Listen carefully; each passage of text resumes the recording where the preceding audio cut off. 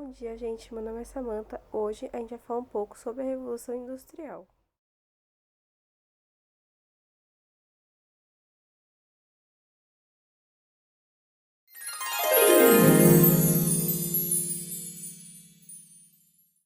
Oi, eu sou a Giovana Stan. Hoje eu vou apresentar a minha parte do trabalho de geografia do professor Maurício sobre a primeira e a segunda Revolução Industrial. Bom, o que foi a primeira Revolução Industrial? Ela foi um grande marco na sociedade, do modo em que o povo daquela época vivia e uma grande mudança também no cenário. Mas quais foram um dos principais elementos da Revolução Industrial? As máquinas a vapor, como por exemplo a locomotiva e os navios, e o tear mecânico, né? Esses três impulsionaram muito a produção, foi um boom do capitalismo, né? Que foi ali no período entre o final do século XVIII e início do século XIX. Aí eu vou falar um pouquinho das locomotivas. Bom, como mudou o cenário, porque além da extração do carvão mineral, que era a fonte de energia daquela época, as locomotivas, tanto o navio quanto a locomotiva, ela liberava gases poluentes, né? A queima do carvão, ele traz bastante malefícios à saúde e ao meio ambiente. Porém, decorrente desses dois, houveram impulsos, né, nas trocas comerciais e na mobilidade dos seres humanos, das pessoas. Por exemplo, eu aqui em Osasco quero ir para Embu das Artes vender. Aí, antes, na Revolução, eu tinha que ir de cavalinho, né, de carrocinha, e isso eu podia ser saqueada ali no trajeto, ou poderia pegar alguma doença, enfim, várias coisas ruins poderiam acontecer dentro desse período. Mas aonde ficava geralmente essa localização das indústrias? Geralmente em locais, em áreas portuárias, né, em praias e em áreas carboníferas. Ou seja, em áreas estratégicas para que o comércio fosse melhor, fosse impulsionado. Aí, sobre o tear mecânico, ele impulsionou a produção de tipo roupas, por exemplo, de tudo que derivava do tecido. Bom, já falamos sobre as suas vantagens, sobre aonde ficavam esses lugares, sobre suas desvantagens, e vamos falar um pouco sobre os trabalhadores da época. Eles não eram muito bem remunerados e muitas crianças e mulheres trabalhavam nesses locais. Não que mulheres não pudessem trabalhar, né? Claro que não, mas crianças, e geralmente, em grande maioria, grávidas, né? Aí, por exemplo, um colega meu de trabalho perdeu um dedo num maquinário. Essa pessoa não é mais útil para a empresa, manda embora, não remunera e traz outro. Além de ser a busca por emprego era muito grande, tinham essas coisas, né, que não tinha direito trabalhista nenhum. Bom, agora sobre a segunda Revolução Industrial, né? Ali no período do final do século XIX, início do começo do século XX, nós tivemos uma mudança bem gradativa, né? Em relação ao do que foi a primeira. Porque agora nós temos o surgimento do petróleo, de avião, de energia elétrica, de usinas termoelétricas, hidrelétricas, enfim. Essas mudanças foram muito boas também, porque além delas terem sido muito boas, como eu já havia falado antes, elas foram parcialmente ruins também, né? Porque mudaram, além de mudar o cenário em que o povo daquela época vivia e o cenário como um todo, né? Isso trouxe alguns malefícios, né? Porque a gente foi desmatando, foi poluindo rios, enfim, construindo cidades, pipipi, popopó. Porém, as indústrias desse período, elas já não eram mais ali nos focos da cidade. Por exemplo, a rodovia Imigrantes, Raposo Tavares, para você pegar para ir para o interior, por exemplo. Você vai indo, tal, aí você vê algumas indústrias, por exemplo, no interior tem bastante indústria de produção de tijolos.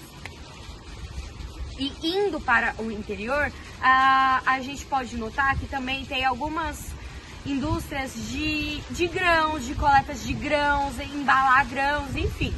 Elas já não estavam mais focadas ali na cidade, porém, elas continuavam degradando e poluindo, digamos assim, a paisagem.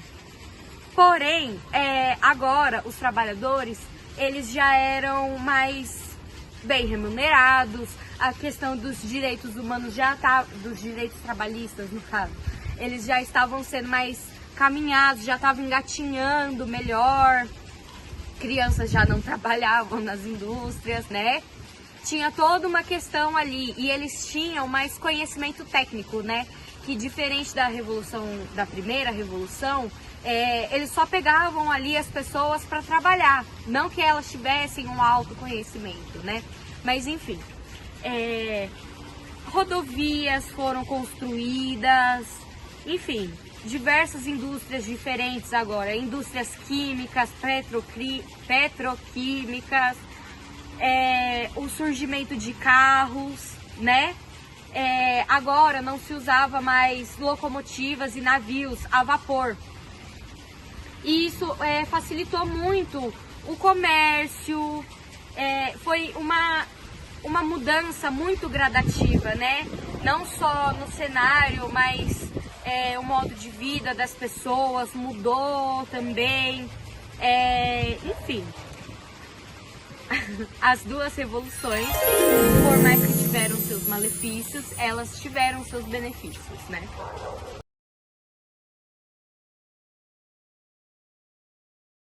Oi Maurício, meu nome é Pietro, número 21, e eu vim falar sobre a terceira revolução industrial. Foi um marco fundamental na parte de tecnologia e a ciência tecnocientífica. Bom, vem comigo aqui, né?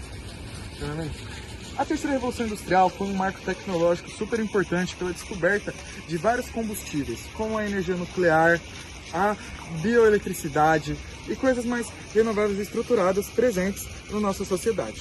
Um exemplo de um dos marcos da terceira revolução industrial foi a automação.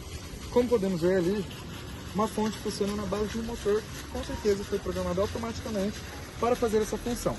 Voltando para cá, eu posso apresentar para vocês também algo que não é muito visível, mas algo também que a gente consegue perceber e que foi um marco fundamental, que é o satélite. A imagem que a gente tem sobre tudo isso que envolve a gente foi por conta do satélite e rastreamentos feitos a longa distância pelos órgãos responsáveis sobre isso. Bom, pessoal, além de tudo isso que eu falei no take passado, a terceira revolução industrial foi um marco no desemprego também. Foi um desemprego estrutural, porém com mão de obra mais qualificada, pessoas mais especializadas em seus meios de trabalho.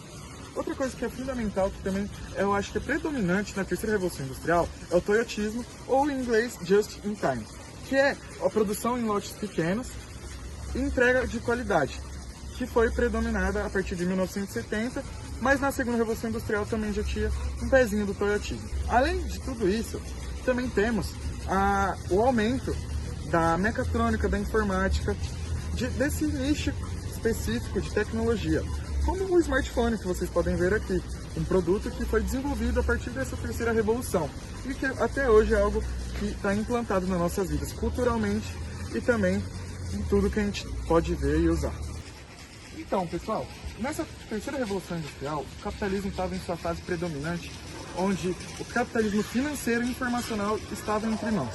O capitalismo financeiro e informacional foi o que surgiu e começou a se expandir essa maneira e esse modo de lidar com o capitalismo, pelo fato de que com o surgimento, com as inovações de tecnologia e entre as coisas do nicho, o capitalismo informacional se tornou algo predominável pelo fato de que a expansão da tecnologia surgiu também a expansão de informações. Então, com isso veio o capitalismo financeiro, que foi algo que também eu acho que melhorou muito dentro desse assunto. Falando em questão da Revolução Industrial também, não tinha como deixar de citar a dominação e o protagonismo que as cidades globais ganham, que são os tigres asiáticos e a Ásia. O protagonismo deles é fundamental por serem cidades desenvolvidas desde os tempos antigos e até hoje eles são bem tecnológicos e mais... Como posso explicar para você, professor Maurício? Eles são mais tecnológicos, são mais propensos ao desenvolvimento deles. São cidades bem desenvolvidas.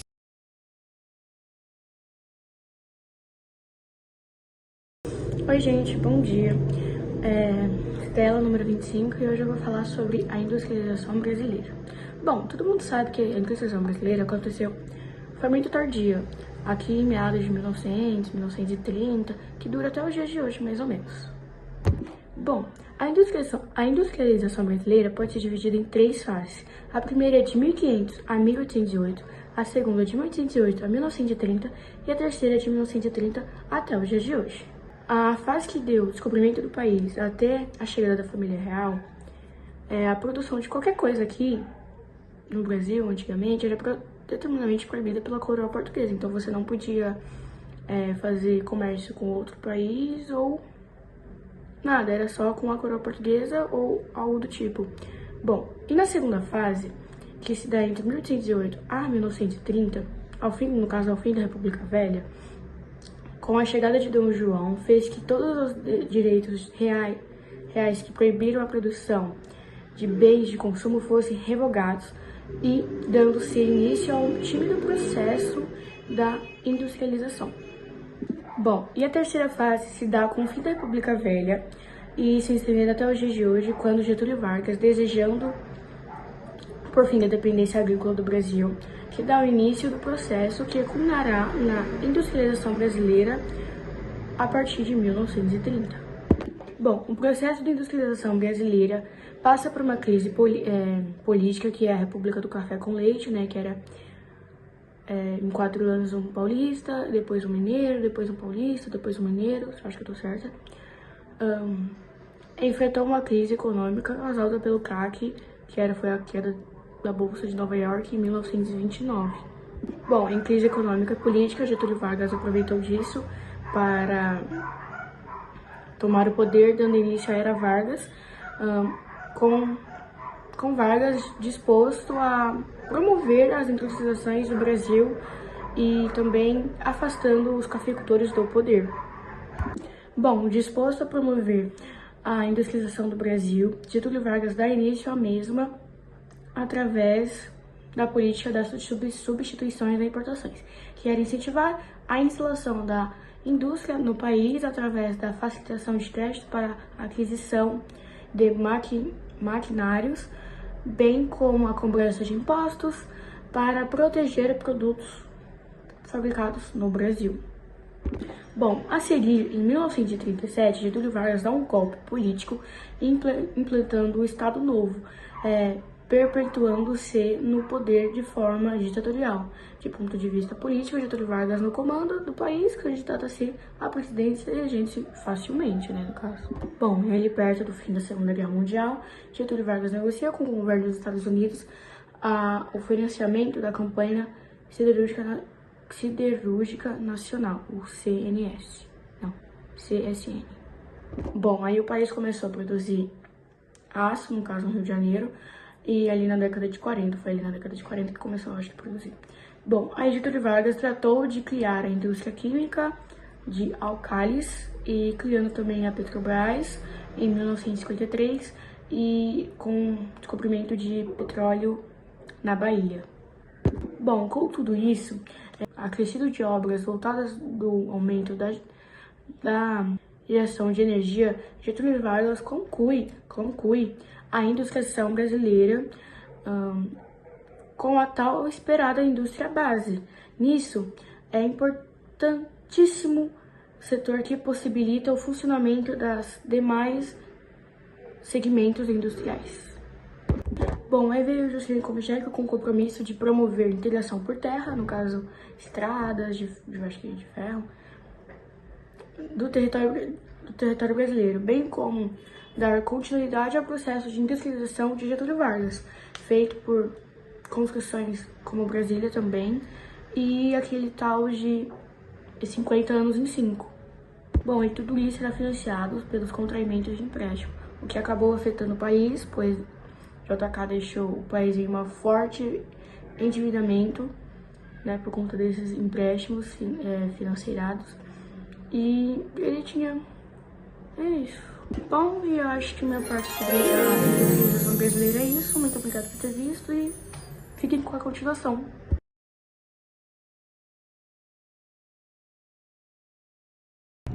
Oi, meu nome é Bárbara, número 4, e eu vou falar sobre a desconcentração industrial no Brasil, que se deu nos anos 70 e foi quando as empresas e fábricas começaram a se espalhar por outras regiões no Brasil e não ficar só concentrada no Sudeste, principalmente em São Paulo, Rio de Janeiro e Minas Gerais.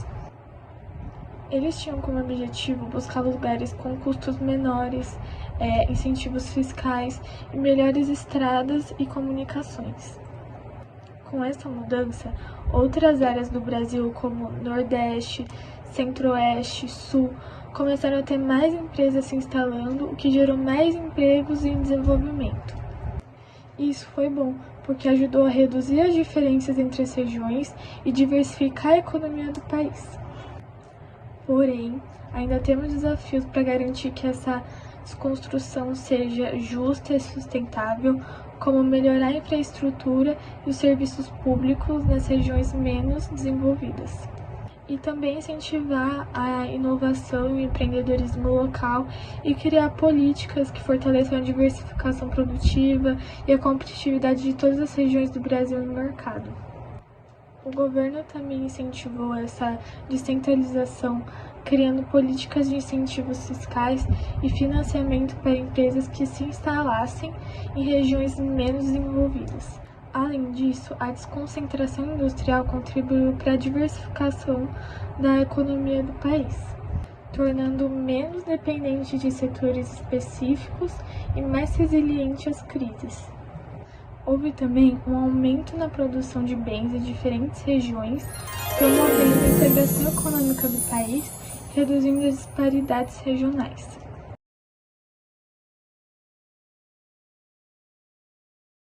A industrialização do Brasil se deu a partir da década de 1980, causada por juros muito altos, o câmbio, a taxa de câmbio muito alta e também o baixo investimento na industrialização. Gerando isso, muitos desempregos e muitas pessoas ficaram desempregadas e o setor industrial brasileiro acabou tendo uma queda muito alta durante esse período. A concentração de renda e o desempenho econômico foram marcos muito importantes que aconteceram nesse período da desindustrialização. A concentração de renda, mas o que é a concentração de renda? A concentração de renda foi quando ficou alocado um espaço, se eu posso falar esse termo, ficou alocado em um espaço concentrado em um lugar só a renda brasileira do setor industrial, algo que prejudicou muito o nosso país nesse setor durante a desindustrialização. Outras coisas que podem reverter também a desindustrialização é a ampliação de cadeias globais que lutam contra tais objetivos. A descarbonização também é fundamental e muito importante para tal coisa acontecer. E também temos o investimento em fundos do exterior, procurar em outros países desenvolvidos, procurar países que podem ser nossos parceiros para reverter essa situação. É algo muito importante. E assim eu encerro esse tema.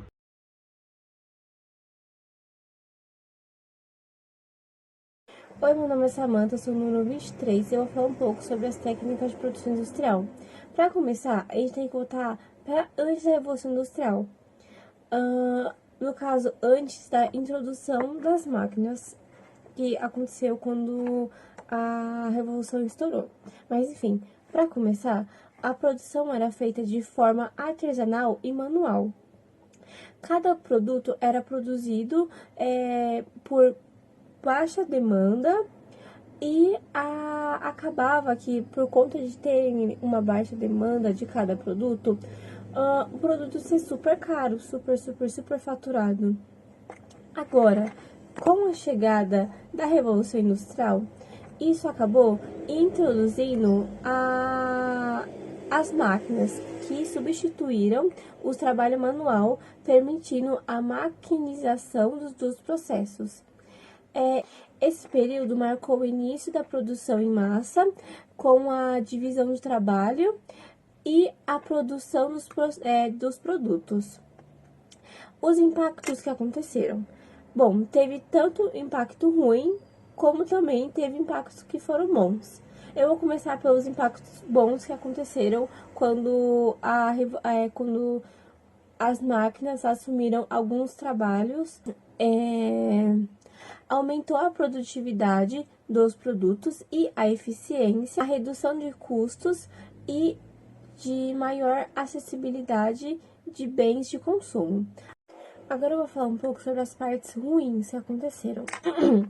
Com a chegada das máquinas, acabou que foram criadas mais indústrias e junto com as indústrias é meio inevitável que não ocorra a poluição. Isso acabou acontecendo que muitas áreas ficaram muito poluídas por conta das máquinas, das fábricas, das indústrias e também perca de trabalho, o desemprego. Algumas pessoas acabaram perdendo seus trabalhos por conta das máquinas.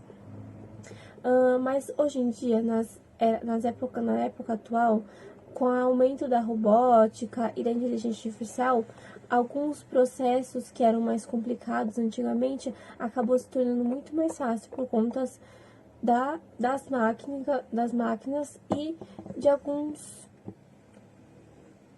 sistemas. Thank you, everyone! Thank you, Elmar!